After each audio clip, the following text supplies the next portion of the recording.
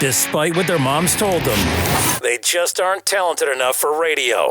Unfortunately, anyone can have a show these days. Sean. Well, I'm pretty hard to figure out sometimes. In fact, I can't even figure myself out sometimes, so don't you try to. Joe. You're an idiot. And really a disloyal person. This is the Cuse Militia. Now, those two unapologetically biased orange-blooded homers, Sean and Joe. It's the most bullshit thing I've seen in 30 years. Welcome, orange men and ladies. Happy Tuesday. This is the Cuse Militia with Sean and Joe at Cuse Militia on the socials. Go there, join the militia live on X Spaces for the fan feedback segment of each post-game show, God willing. So, we're back at our normal setting, and we're not doing filler, and we're not doing 4 weeks off in between shows. And I feel like we were just here, honestly. There's not a whole lot of new news that's come out. The depth chart has come out, and the first thing that jumped out at me, because it was the first slot I looked at, was who's the number 2 quarterback, and listed as Michael Johnson Jr. We kind of speculated about that second spot, and I don't know if we speculated really so much as we just discussed it, I think. And between that and the receivers and receiving core, I think is stout. If you played the college football 2025 game, you know Zeke Haynes can get it. He's fast. I hope that transposes on the field. So can't wait for that. Can't wait to see that combination with Kyle McCord and all of those receivers, including Gadsden, Zeke Haynes, Amari Hatcher, and Trevor Pena. That's a nasty lineup for any defense, in my opinion. And another year bigger and stronger and faster for a lot of those guys. And Clarence Lewis, which I was kind of suspected would get that starting spot at the cornerback position. So anyway, other than that, Joe, I'm not real sure. What do you think? Well, our offense line's big. Yeah, right? okay. So yeah. You happy about that? Yeah. Makes you got to me look happy. at it. We got to be at average around 6'5", 6'6", 315, 320. I mean, it's pretty solid. So definitely happy about that. Yeah, I know not too many surprises on here, and for what it's worth, I'm not real sure if I remember a time where I saw anything that was weird. I don't see anything weird. It's interesting, and most of all impressive, I think, to see it, right? It's new, it's fresh, it's a lot of different stuff on here. And it's exactly how to an extent, it's exactly how I set up my first year of college football 2025. I took Zeke Haynes and put him right in the starting spot. He wasn't there to begin with. And look, I mean, hey, the game knows something, okay? The game knows something. It just didn't have Zeke Haynes in the right spot. That's all. Right. But I think it has a speed accurate. So anyway.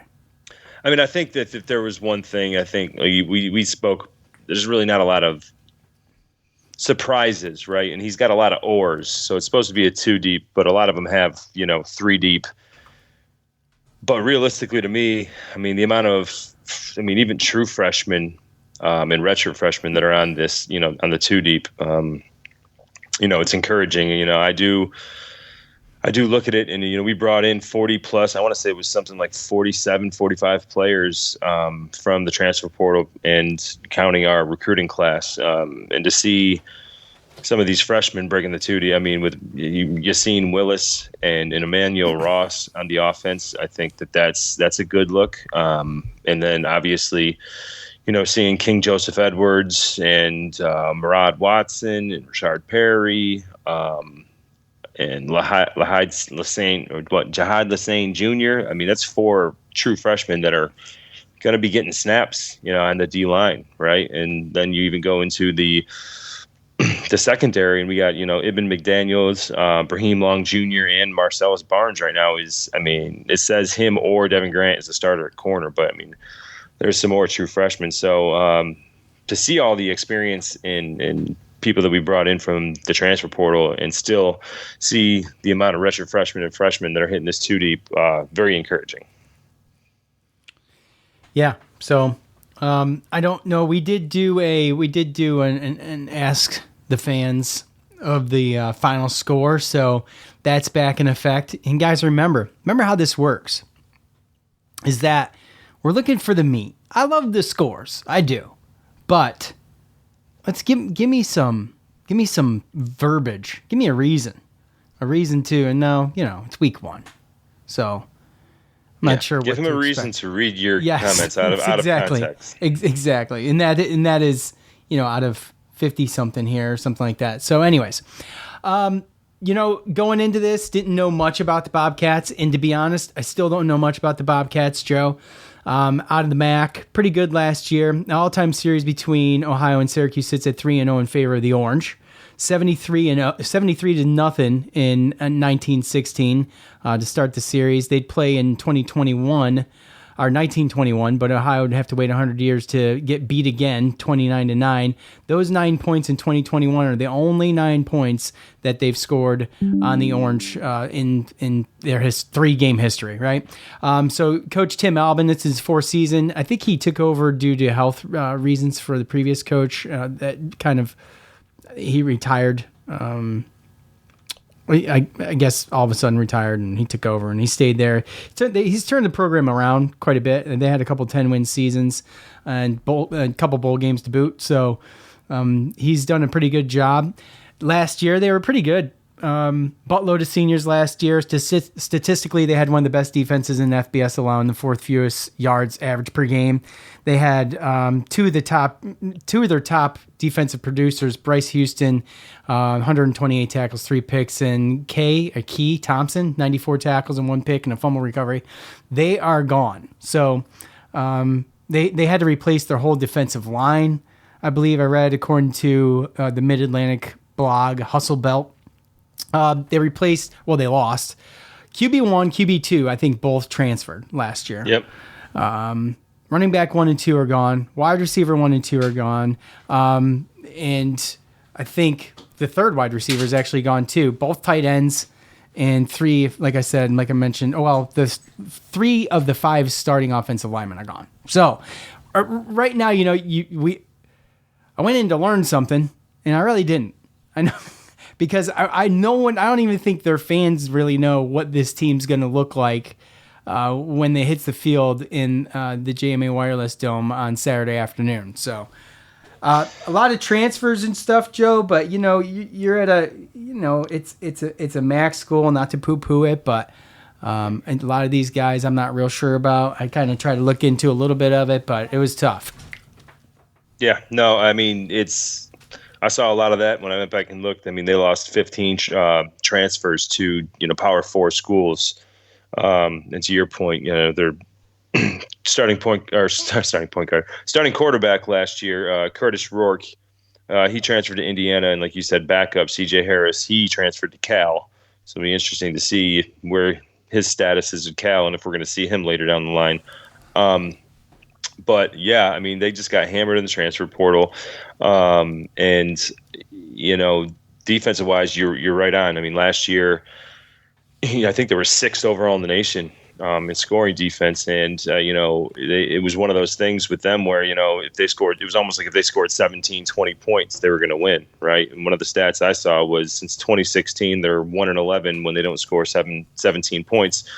But at the same time, they beat Iowa State last year 10-7. It was just holding them to 7 points. But it's one of those things where I listened to the coach's presser, and he spoke about the size and the defense and everything like that. And I just, even listening to that, I mean, nothing to do with what he was saying, but I wasn't getting the warm and fuzzies when I heard about some of the size of his line. And when he was comparing it to, our line, it was something like, our line is going to average 6'5", 6'6", around 315, 320.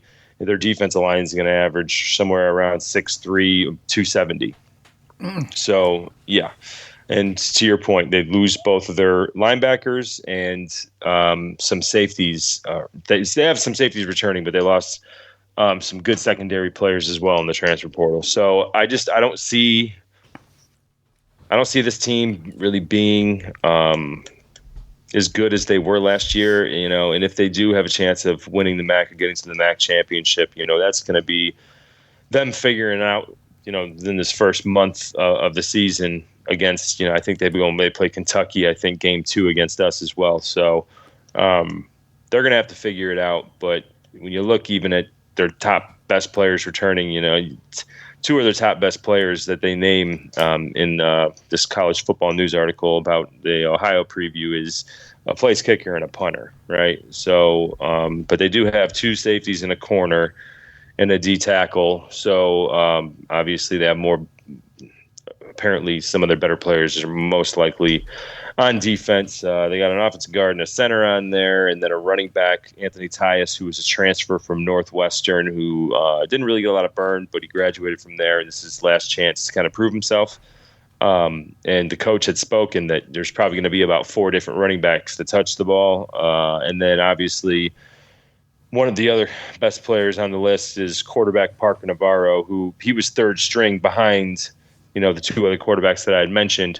He did play in the bowl game, though, and he was, very efficient through, I think he was 11 for 16 for 120 yards and a touchdown. Then he also ran the ball 15 times for, I believe, 75 yards. So he's definitely somebody that can, move the ball as far as with his arm and with his legs. It's just, I don't know if they have the receiver. I mean, their leading receiver coming back only caught 11 passes last year.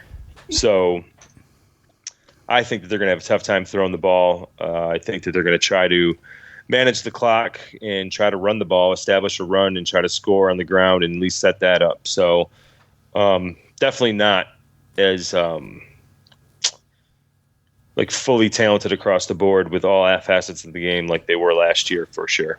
Well, they've got it's been, I think, 6 seasons with a Rourke at quarterback. There's Nathan Rourke and Curtis Rourke, both brothers that have been kind of at the helm of that offense for the past 6 seasons. So, you mentioned Parker Navarro. He's been there, but kind of down on the roster. They got 2 incoming freshmen that I don't believe will start, and so they're so the team has been good the past couple of years. They have, but this is more rebuilding for them. I mean, this is kind of going to cycle through for them big time. And when I first looked into playing Ohio, when the schedule first came out, there was information, but not a ton, and it didn't look like they were going to get the short end of the stick that bad on this. But I just don't think, I don't think there's any way in the Dome that this is going to be exciting, for anybody. Well, I mean, it's going to be exciting at first, but I'm just, they got a lot of question marks, man, and I'm not sure. I'm not even sure, like I said, that they're. I mean, I tried to go through this blog page, the Hustle Belt, which is the SB Nation blog for everything Mac, and there's no dedication to any of these teams. However, there's nothing that stands out to me that they have any questions answered. It's mostly wait and see type stuff. Well, yeah, and that's the sad reality, and I wonder what's going to happen with a lot of the coaching movement and stuff like that, right? Because it's the sad reality of a MAC team like that. You win 10 games in the season 2 years in a row, then that means that you got some talent. And when you do that, there's going to be bigger schools that are going to come and knocking. And, then it comes back to you lose that many transfers. You're not going to have that many talented transfers that are looking to, it's not like Ohio can just go and replace their 15 transfers that left with 15 other transfers coming from Power 4 schools that are just as talented, right? So they're, like you said, it's kind of like cleanup duty, kind of rebuild all over again. So I wonder if in the future there's going to be a situation where, these coaches, they use those 2-3 years of momentum, and then if they get a shot to get a coaching job somewhere, that they bolt because they know that the players are going to leave too, right?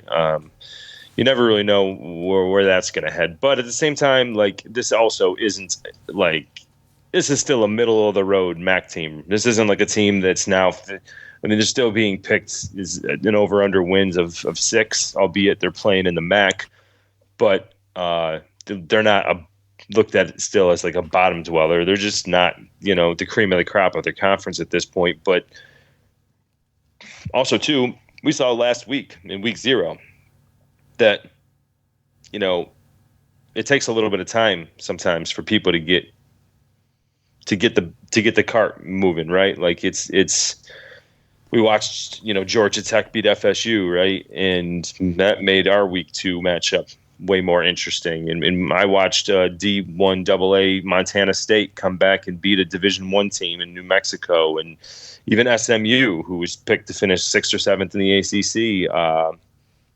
They went and played Nevada, who was, I think, picked to finish dead last in the Mountain West. And, they were a 27-point favorite, and they had to score, they had to outscore Nevada 16-0 in the fourth quarter just to come back and win. So, one of those things where when it comes week 1 and you have that much turnover, sometimes you don't know what you're going to get, right? I mean, we can look at our talent all we want, and we can look at Ohio, and we can obviously make a factual statement that they're not the teams that they've been the last 2 years, right? But we still have to go out there and prove it. Oh yeah, absolutely. So sometimes, it could be slow. They have some talent coming back from defense, and we're a defensive-oriented team. So, who knows? We could come out, we could have some slow starts. And, it was funny because I popped up on YouTube. Sometimes they have these, like, simulation games, from NCAA football, where you can go and they'll, like, simulate, like, the game. Mm-hmm. And I know it was fun. Simulated game is. Yeah. Okay, and they play it, and it's like, it was funny because I was watching a little bit of it, and it was the first one against Ohio, and I think, I want to say within the first like 2 or 3 drives, Kyle McCord threw like 2 interceptions or something like that, and I was like, oh, okay, like, and obviously it's just a game, but again, we got to go out there and we got to prove it, and obviously they're gonna want to show out, right? They're gonna want to show out against a big conference, team like us. So it's going to be interesting to see where the line ends up moving. Because I know that eventually, I think it started out like opening it up at like 14 and a half or something like that. And it's already at 17 and a half. So I don't know. It's, hopefully it's exciting. Hopefully it's exactly the way that you go, right? What do you mean? As far as like it being exciting and not exciting, because I'm assuming you're thinking that they're going to end up like taking. I think it's going to start exciting, and it's not just the excitement of watching a close game, but it's the excitement of seeing what this team's going to do. For me, this is a whole, like, I don't remember feeling like this anytime recently. Mostly because, right, we haven't had this kind of change, this much change. But with that said, I mean, it's definitely the first time we've been doing this podcast, and this will be the 8th, I think, football season where there's this much excitement around the program, where there's this many promising athletes on the program roster, and just, all of that put together with a coach everyone is excited about. I think that's just what it is for me. I think at some point this thing gets out of hand. I don't think there's any doubt about it.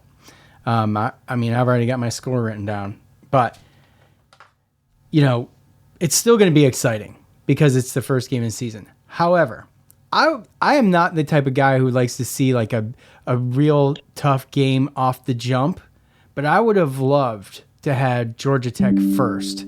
And, damn computer. I would have loved to have Georgia Tech first just to see. Yeah. Or name them, right? I mean, Georgia Tech's the next one on the radar. So, but couldn't it be in a ranked game?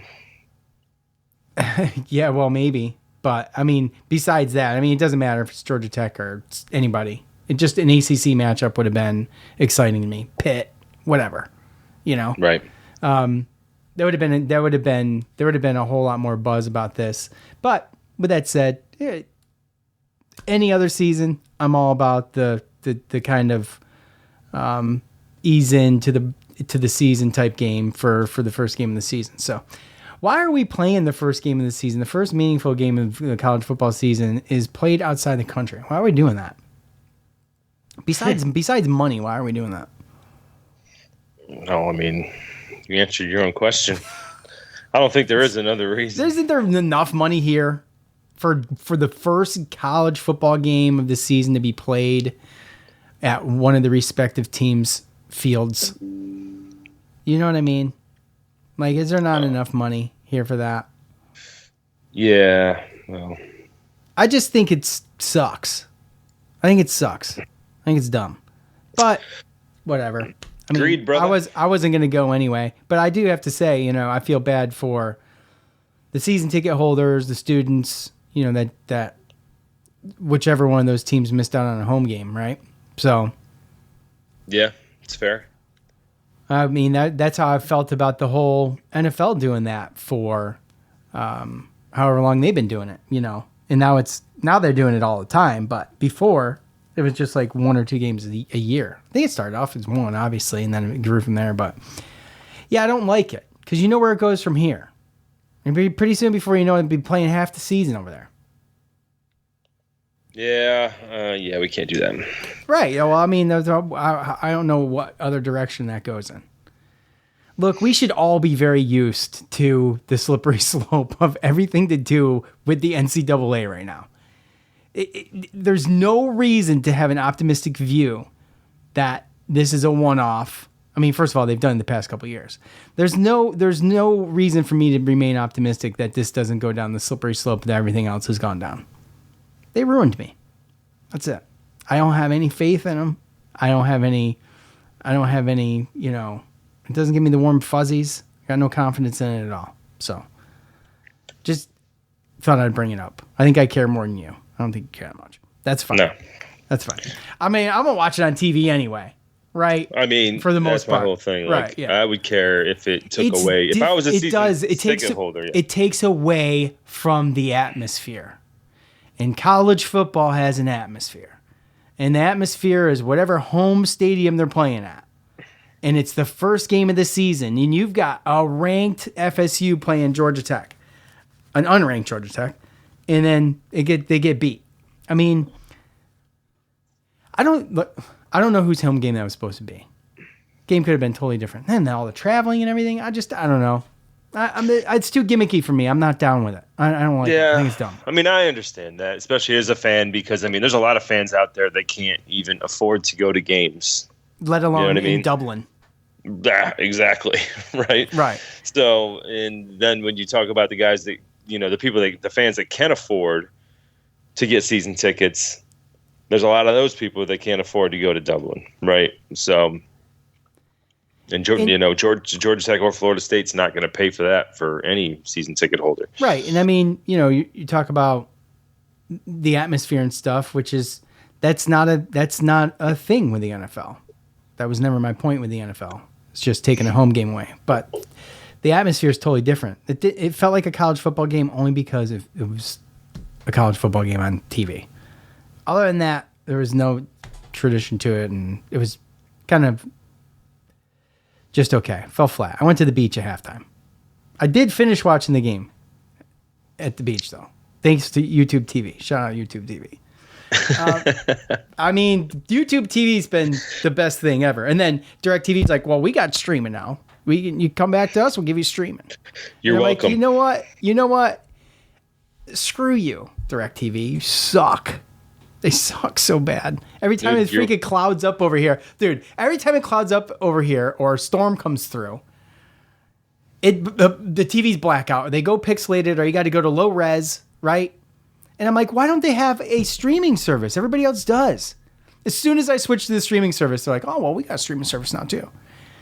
I'm like, well, what the hell, man? You could have told me this 3 years ago. I'm glad that I was a part of you coming over to the light. Yeah, thank you. You're welcome. It's a little.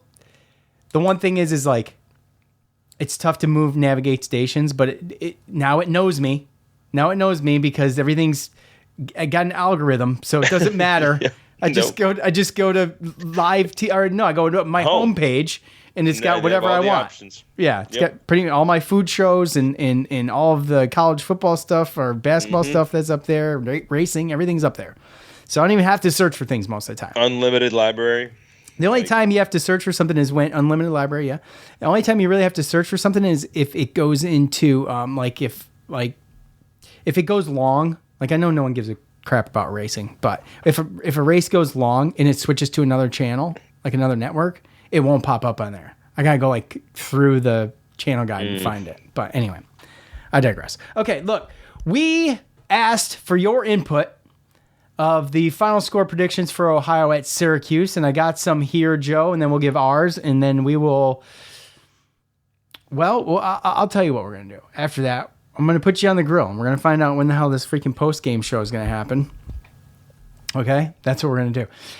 Our guy Dave Super, finally back, getting some fan feedback in, and he says here. Homer pick, Orange win, the score, who knows? I need to hear Joe's expert analysis about the opponent and how comfortable or convinced we should be about this game. Hoping for entertaining games and many wins, starting with this one, or this may be our last football season podcasting. Well, look, Dave, we'll cross that bridge when we get to it. I got everybody on edge. My bad. Look. I promise this football season's going to go as normal. It is the easier of the two sports to do. I mean, plain and simple. It's just easier. It's more regimented. And I'm kind of a regimented guy in my older age. Same. You know what I'm saying? No, yeah. At No Blanchard 44, 42-3 Cuse. By the way, David, it literally says final score predictions. And you got me to read this. See, that's what I'm talking about. That's what putting meat on something does. There wasn't even a score in there. I read it just because it was long. 42-3 Cuse. Learn something from that. The defense dominates and McCord shines as we get one defensive touchdown and McCord throws for two before he gets pulled in the third quarter. However, LeQuint will be the player of the game. Okay. I like it. At Mastro Leo 123, Syracuse a lot, Ohio a little. Okay, I mean fair enough. At Jordan D. Capozzi, 31-10, Syracuse. I don't know, man. That's a little close. I feel like not too close, but it's closer than what I got. Like I said, man, it's still the first game of the season, right? Yeah. So you're not going to be as polished as you can be. Obviously you can be, but I don't know. I mean, let me just put it this way. Like that's still covering the spread. And I mean, that's a moderate answer compared to a lot of these other ones, It's modest. Yeah. At Orange Chuck, 44,000 beers sold. Okay. Well, look, if you're going to do that before halftime, you better be putting on a sale, bro. That's all I got to say, because those dome beers are not cheap. Even like the AAA baseball, dude. Freaking Norfolk Tides. Baseball. Freaking $18 a beer? I mean, that's crazy.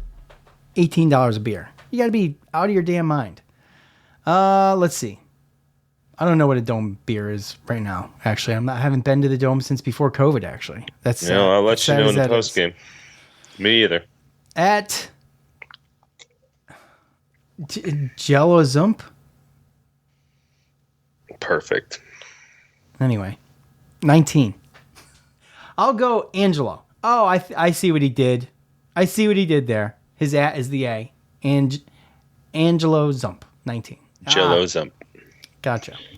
Yeah. Whatever. Yeah, either one. I think I'm looking too much into it. I'll go 41-17. Defense shows a little rust in the first half, but the offense is explosive enough to make sure this one is never close. That's kind of where I sit. I just don't feel like, well, I'll divulge mine, but I think it starts close at the beginning. Yeah, I mean, look, my biggest thing is, well, I don't know if you're going to read it or not, so. Go ahead. I mean, there's a bunch on here.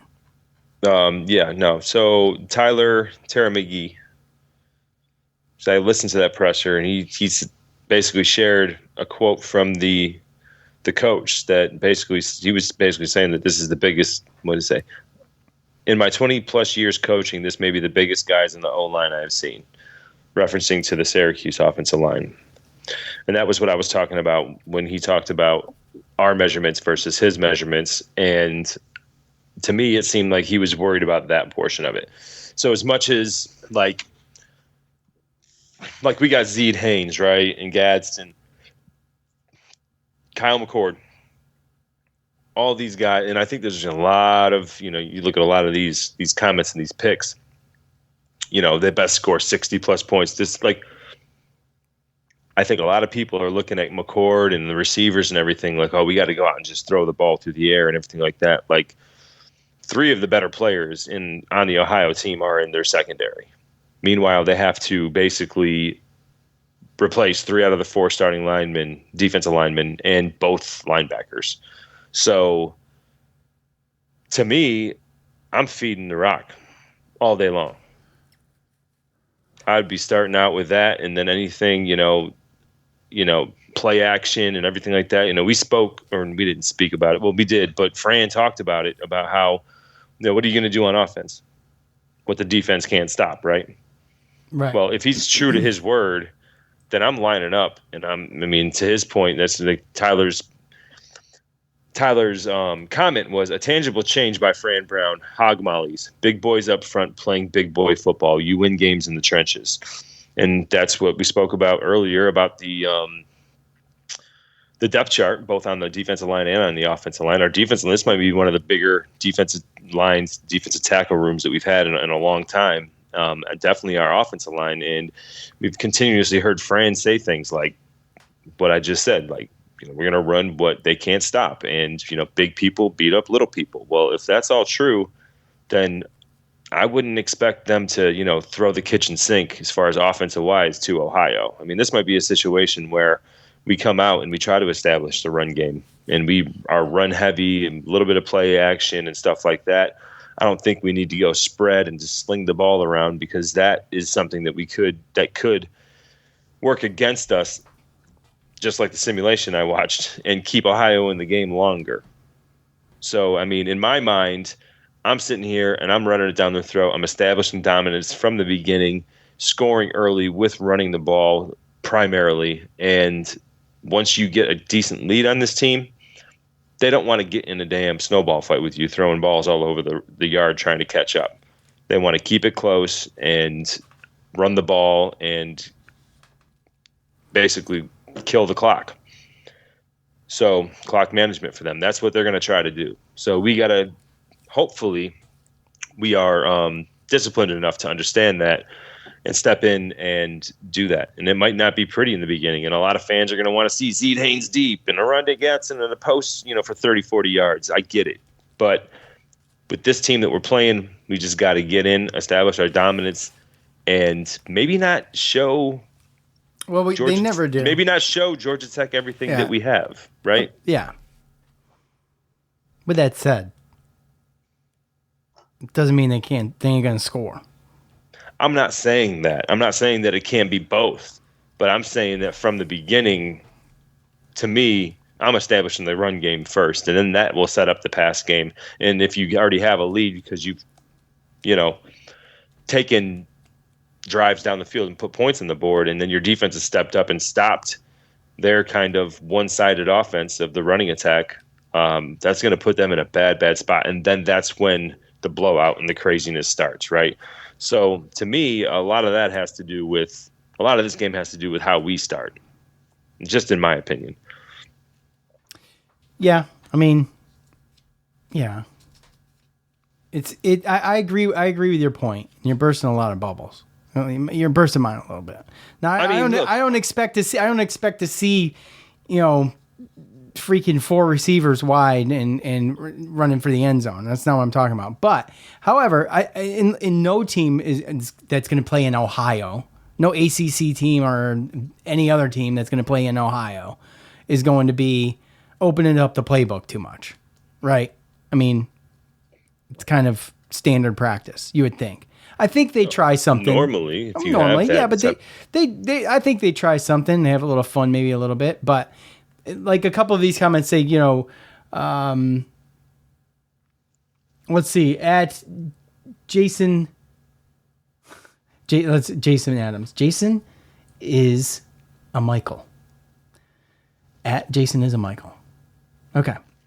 I feel like these handles kill me. I feel like it's probably closer than it should be and lower scoring. Let's go 27-13. Okay. Then we got at McAfee Chris 34-14. Some webs to shake off early, but the engines get humming down the line. Where did I see those other ones? There was a couple of these. Is Dom in here? Was that one of them? Yeah. Yeah, okay. At Baptized by Fire 7, 41-6. McCord gets pulled late third quarter. Defense keeps Ohio out of the end zone. If you're going to factor anything into your score, it's not really opening up the playbook. It's the fact that you're not going to see the starters the whole game because it probably gets to that point.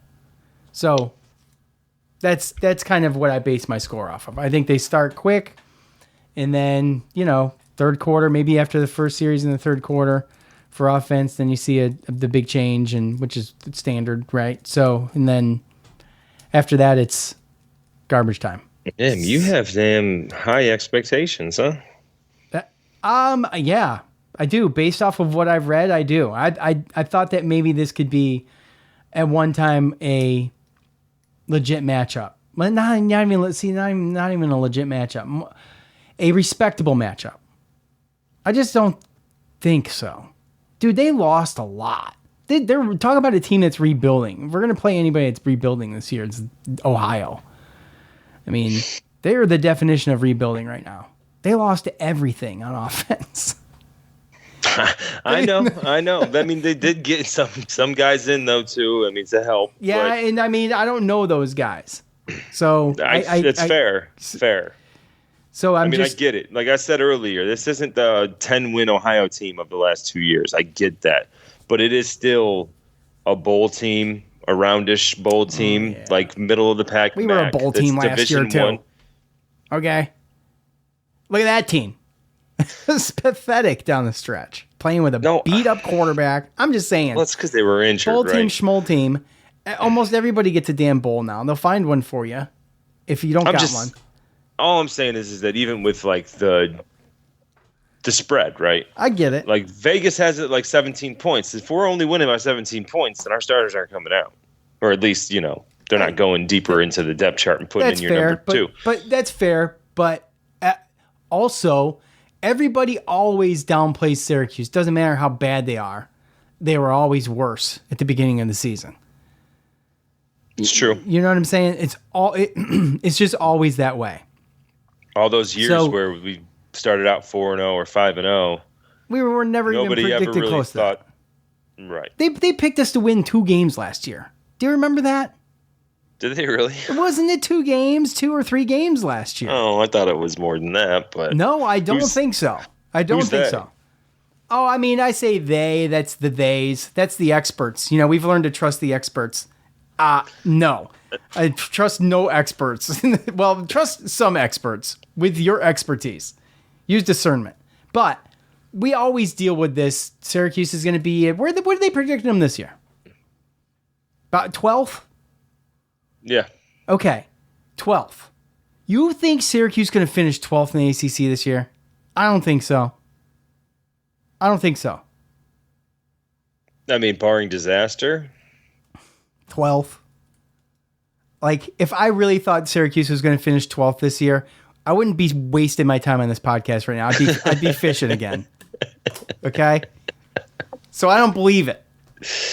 And I am a cynical asshole. And I don't even believe that. Yeah. So, I mean, look. I just think these people are just haters, bro. I'm not saying that I just don't. I mean, my thing is this. Less haters, more taters. We are cynical, but at the same time, it's a situation where we are also honest, right? Right, I'm being honest. I am. I get that, but I think a lot of people, I think the media and like other experts and all that kind of stuff, I mean, if you're on the Syracuse side, you pump them up to try to get everyone excited. And I feel like sometimes you look like you got egg on your face if you like mess it up, because now you're like going out of your way to like get everybody maybe more excited than they need to be without having, reasonable expectations to all of a sudden, if it doesn't happen, then they're like, what? They're more mad. They're more upset. If there's anyone not trying to hype it up more than what it should be, or I think it's going to be, is me. I'm definitely not trying to hype anything up. I'm talking about one game right now and then the end of the season. There's no way they finish 12th at the end of the season. And also, this game is close at kickoff. And then I don't think this team and these athletes can hang with ours. I give you that, especially after I did look at my research with Ohio and, having the confidence in these players in the culture's changed too. Obviously, yes, it's obviously definitely the culture, the coaches, Fran and Dart and everything like that. But then the players, the size, the speed, and just the players that came back too, and like all the leadership that they have between Marlo Wax and Justin Barron and Justin Barron and Gadsden, and then the leadership of Kyle McCord and LaQuinn Allen. Like, it's just, even Dan Villari at some point last year showed a lot of leadership and showed a lot of guts, and like he's willing to do whatever he needs to do to help this team win. Coming from a team like Michigan, he wants to be in a winning program. Like, these guys want to win, and they came back voluntarily. Those guys, they could have not come back. Oh, there's a lot of players on this roster obviously, that could have got goes more without saying money to go somewhere else. Right. It's just definite. So, there's definitely a reason to be excited. And in the back of my mind, do I not think that there's a reason? Yeah. My whole thing is that I just don't think that the best thing to do is just come out and throw the rock around, because I think that's just what everyone wants to see, especially with the college football game, right? Like, we haven't had to do that. We haven't had to deal with it in such a long time, right? The running game for Syracuse in 25 is pretty good, and it's pretty fun to run the ball. Yeah. Okay. So it's fun. LaQuint's fun. I played a little bit. It's not really normally my thing. It's my son's thing. But I played enough to have some fun with it. Put it that way. So, yeah. I just think it's funny because it's been so long since that game has been made. It's like the same game, but like just everything just is on steroids. Right. But the thing is you they released it in the middle of the summer, and then every fan gets it, and they want to play with their teams, and they move people around and throw bombs to Zede Haynes and Kyle McCord throwing the ball around, and it's like, you, as a fan, now you are expecting that, and that's what you want to see from the actual team, and that might not actually be how it goes. I think Zede Haynes is that fast, though. I think so too. He's a bullet, and that's what I love. That's what I want to see. I think we'll see it. I just don't think it's going to be like video game style. That's all. And I agree with that. Okay, time for predictions, Joe. Ohio at Syracuse. I think the game's at 3:30 at the Dome. Pretty excited about it. I got a packed day that day, and I'm just glad the game's not at noon, which I thought it was at one point. But yeah, me too. Gives me a little bit of time to tailgate, Yeah, well, I got like things to actually do. Oh yeah. But I don't. I'm going up there for the game. That's my thing to do. Oh, that's right. You're going to the game. That's right. So yours is different. I'm going fishing, and then I wanted to go. I'm taking my son to go look at a vehicle, and then I can chill. Then I can get in my chill zone, probably mow the lawn, and then chill. And then I can crack open a beer, and I can watch the game. It's the only time I really crack beers open that early. It's like the early season games when it's still hot out. Because it could be brutal hot here again Saturday, which I would just love. I would just love it if it was brutal hot, watching football. With a pumpkin spice. In my pool. No, I'm not drinking pumpkin spice yet, bro. I'm not drinking pumpkin spice. Be gross. That's pumpkin spice in 100-degree weather. Oh yeah, that's true. That does not sound appetizing. No, I'm Kona Big Wave summer for me. I'm on that, or the Voodoo Rangers. Okay. Have you had the mango IPA? Voodoo Ranger is really good. It's just low alcohol. content, but the Tropic Force is my go-to. Just, that and a cigar. Like me at my pool watching Force, yep. Tropic Force is so good. That's the light green one, right? Yes. Yeah. Yeah, because there's another one that's orange. That's similar. Yep. Yeah. Yeah, the Juice Force. Juice Force, yeah. So me in my pool watching the Syracuse game with a cigar and a beer. That's me 3:30 Saturday afternoon. Anyway, I digress. No one cares. No one cares but me. But it's our show. We're gonna tell you. I'm gonna tell you. That's okay. what we do. Anyway, look. Like I said, I think it's. I don't think. I don't necessarily think they're gonna come out of the gate like. Yeah, there you go, Tropic Force. I don't think they're gonna come out of the gate like super gnarly balls to the walls or anything like that. But I do think this game ends up getting to the point where they put in the replacements after the first series in the third quarter, and then we get to see a little bit of some of these other characters that the Michael Johnsons and stuff like that, and we get to have a little bit of fun. Who knows? Get some of these guys out there that may not see much of the field the rest of the year, right?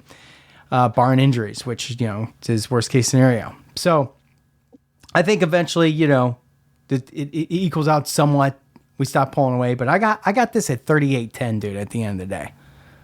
38-10, Syracuse. I don't know if that's out of control enough to get. Okay, well, I told you it wasn't like unrealistic. I mean, yeah. It's moderately priced for what it is. I feel like it's reasonable enough without being ridiculous. Put it that way. Right. I mean, from my situation, it could be 48-3 though. I mean, who knows? It could be more. Yeah, exactly. Realistically, I know. I mean, it's just.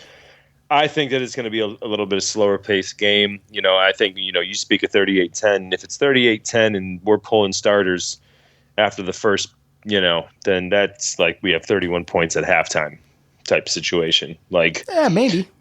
Yeah. I just don't think we're going to be there at first. I think, like I said, Ohio, I think will be able to run a little bit. And I think they're going to be a little bit difficult with the quarterback as far as being able to run. So, I can see a situation where maybe not scoring early, but at least like running the clock down, getting a couple first downs and everything. And then if we establish our run the way that I think that we should coming out of the first quarter against these guys to get the lead, then I think that it's going to be one of those things where it's like we get a lead, but it's not as big as you would think. You know what I mean? Like, 17-3 or something like that going into halftime type thing. But then once you get into the second half, maybe you start using your play action. They got to throw more, so maybe they'll make some more mistakes. Some big plays come with that. And then if it gets out of hand like that, that's where I can see it get out of hand. So, with that said,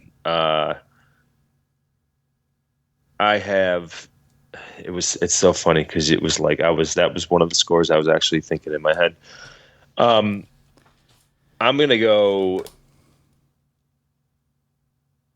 45-13. Jeez, I'm Crow. After all that, you make me feel like I'm being ridiculous. You have that score? You pull that one out? I think realistically it could be that. I think it could be 45-0. Well, my thing is I don't think that it's going to happen as early. I don't think it's going to be a blowout as early. I think that it's going to be a situation where once we get a lead and our defense figures out what they're doing and we have to force them to do something different like pass the ball and then them being down 17-plus points to catch up, that's when I think there's going to be big plays. I think that, with Trevor Pena, you're always have a chance for a return. And then with just, like I said, getting down, I mean, there's chances for pick sixes and turnovers and other things like that. So when that game starts getting a little sloppy because they got to get desperate, that's when I think that we're actually going to get some extra scores and extra touchdowns and stuff like that. So I still think that it takes to the fourth quarter for the starters to get pulled, though. Interesting. Okay. All right. Well, look, so when are we coming back? I mean, I got to put this, I'm a busy guy. Yeah, I get it. I gotta get this on my schedule. So, I mean, you want it on Sunday, right? I mean, ideally, Sunday works great for me. But you're gonna be out of town. You're gonna be at the game. You got fantasy football things and whatnot. You know, every grown man has 5 fantasy football leagues to join. I don't have 5 fantasy football leagues. I have 2, Sean. Okay. So, anyways, you're holding the torch, man. I mean, I think I have a gap in the afternoon. Okay. So, like I said, I have one at 12 and then one at 6. So, we need an hour. That's it. And it's at the same place. Yeah. So I figure, even if that first one takes 3 hours, then we could do like a 3:30 to 4:30, and then I would still be able to get to my, Okay. Well, if y'all don't hear anything Sunday night or Monday, you know who to blame. Oh, it's true. I mean, I have no idea how Saturday or Saturday night's going to go. That's why I don't know if Sunday morning is the best option. Oh, well, that's fine. I'll mark down 3:30, and we'll go from there. Okay. All right, that, folks, is going to finally do it for us for this first preview of the 2024 football season. Appreciate everybody for listening, tuning in. Thank you. Get on the socials at Cuse Militia on there. Let's get it. Check us out. We will see you Sunday, as Joe promised. For Joe, I'm Sean. We're out. Peace.